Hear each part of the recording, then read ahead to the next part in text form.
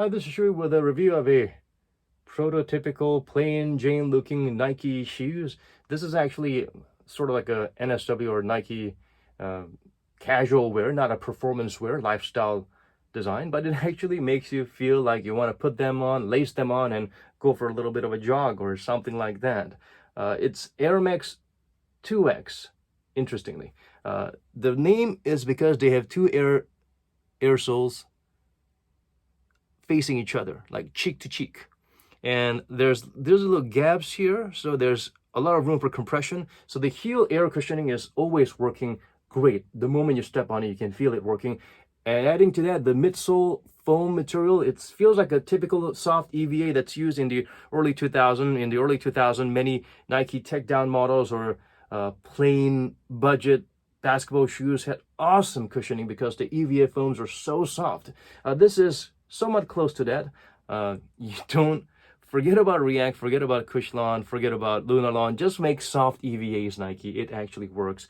It's really soft, as you can tell, and it actually works nicely in tandem with the two airsole facing each other. So this is slightly bigger than a max volume airsole. Well, slightly bigger than a max volume airsole because these are two plain airsoles facing each other and providing a different type of resistance and cushioning and shock absorption and energy return. So it's an interesting concept that Nike had the tuned air system where they had some plastic spheres facing each other, and then it was inside an large volume aerosol. It didn't feel like it was working great. That's why Nike only used it for a year and then scrapped it.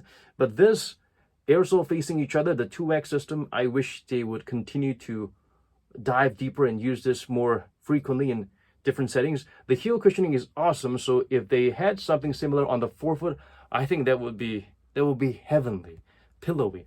Again, I complimented the midsole as being super soft EVA type of material. On the forefoot, it's just the midsole. The outsole is just engraved on it like a golf ball pattern. Kind of remind you of the Jordan 6, 7, 8s, the circles inside.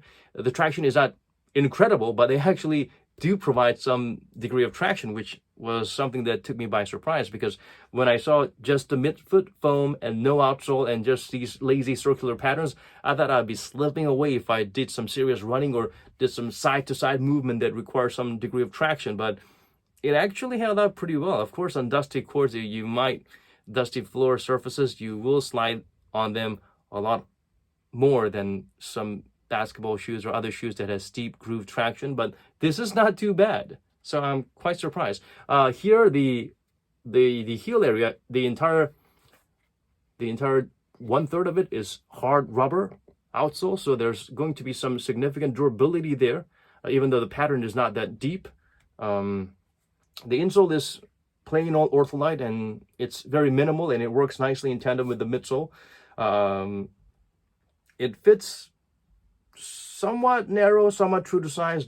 I like the fact that there's no crazy toe box area that's just super wide and airy, so it just hugs your foot nicely.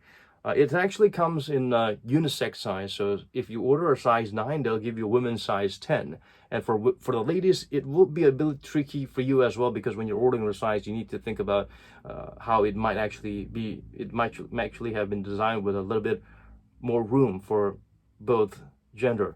It's unique. I ordered a size 9. They gave me a women's size 10. It fits nice and snug, but I would prefer to go up half a size because it's got a very significant heel to toe drop, so you always feel your foot sliding forward here. So I would have liked a little bit more room. It does fit true to size if you're okay with your foot sliding a little bit towards the front. If you don't have any ingrown toenails or toenail injuries, that's okay for you. It's got a nice little starchy engineered mesh type of upper, and then some additional dual layer of additional last, I guess you could call it, fused material around it, and nice support around the upper part here as well, and that's good. The heel cup is quite substantial, and it gets the job done without interrupting you or chafing into you. So does the Achilles support and all the ankle support area. It's very minimal, but it's nice. What else can I talk about? It weighs about 360 grams for a size 9, so it's not exactly the lightest shoe out there, but it's pretty much, you know, normal, not too heavy. I mean, there are crazy shoes like Adapts that come out to weigh about 600 grams, so this is certainly half that weight. What else can I talk about it? Yeah, I love this hologram iridescent thing they have here. This is definitely, yeah, yeah. To me, when I see these colors, I gotta run and get them. Oh, it's beautiful. I wish they used more of this. It's a pretty budget model. I think it released for slightly under $100, and it's always on sale. So keep a lookout for that. The cushioning is pretty decent. Again, reminiscent of the shoes that we've had in the late 90s and early 2000s. It is a little bit high off the ground, so I would recommend only for forward movements like running or jogging or just casually walking. No lateral abrupt movements, because you're not going to get a lot of support here. You might roll your ankle a little bit because it feels like it's not low profile. It's got a substantial amount of cushioning, but it's not the softest out there.